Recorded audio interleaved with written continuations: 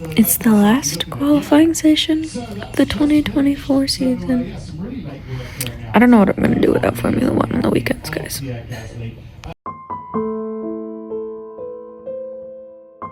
Charles is starting last tomorrow. We needed... McLaren wins the constructors.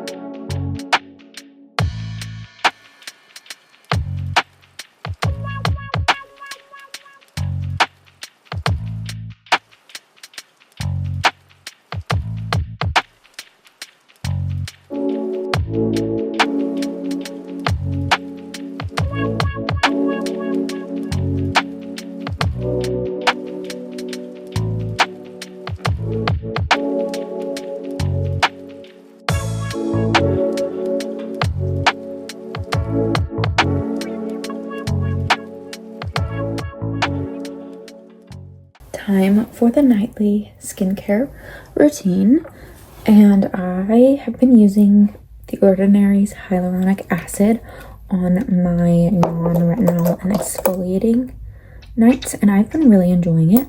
I got a gift card to The Ordinary, which is pretty much my favorite skincare brand, and it allowed me to try some new things, and this was one of the new things I tried and added into my routine. I like to not just try a bunch of new products on my face. I do one at a time, and I do each product for at least a month before I decide if I like it or not, unless my skin absolutely like breaks out very clear it's not okay for my skin.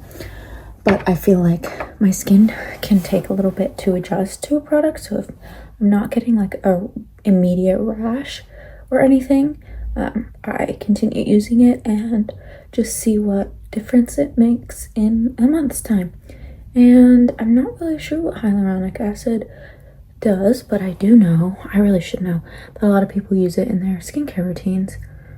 And I felt like I needed another base on my non-exfoliating, like I needed some sort of serum instead of just doing a eye cream and moisturizer. So that's what I've been doing. And then my favorite eye cream is the Dream Eye Cream by Youth to the People. It's literally the only one that I've actually seen make a difference for me and my under eyes, and I feel the difference.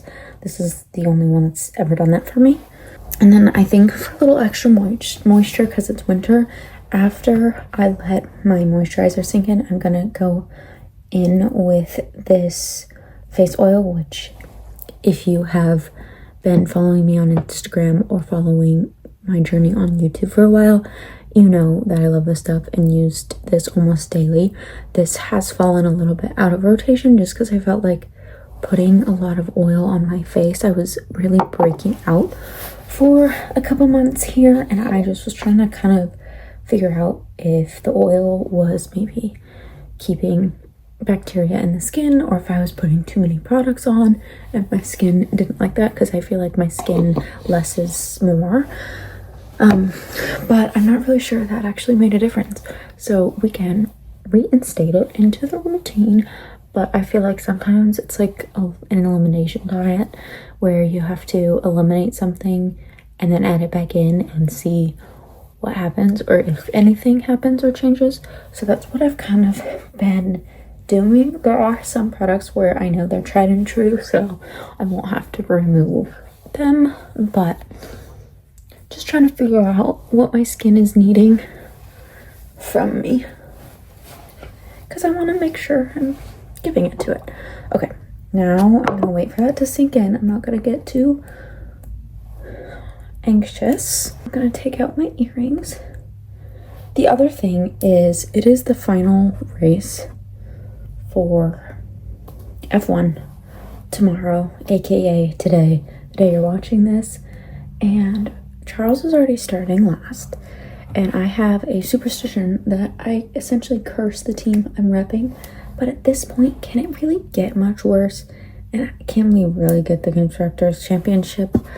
I don't actually think so. So I think I gotta rep my Ferrari boys because it's Carlos's last race. And I actually am brought to tears every time I think about it.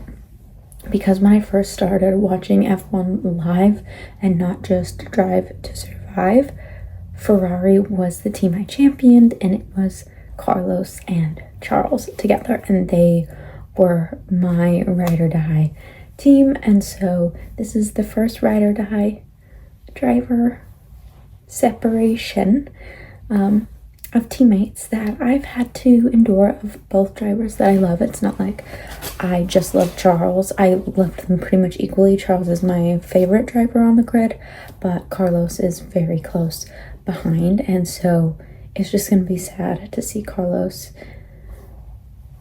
not fighting for wins and podiums while he's at Williams. But I guess I'm a Williams fan now, and I have always loved Lewis and been a Lewis fan, not really a Mercedes fan. So him coming to Ferrari is like the best option if it wasn't gonna be Carlos. So I'm stoked for that.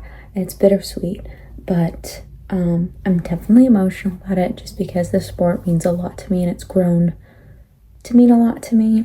And I don't know, it's just gonna be hard because it's like the Ferrari boys and they're no longer the Ferrari boys, and I know that they're not necessarily best friends, and I don't expect them to be.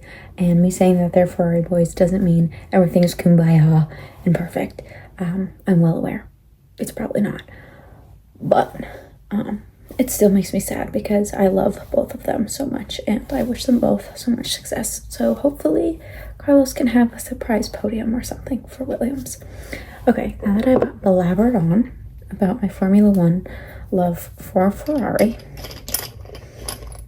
we're gonna add this oil, and then I will let you guys go on with your day and stop yapping. Oh, by the way, you can get this oil on Amazon. It smells like the beach to me, but like in a good way. And it's not really necessarily just the beach, but it's like very California.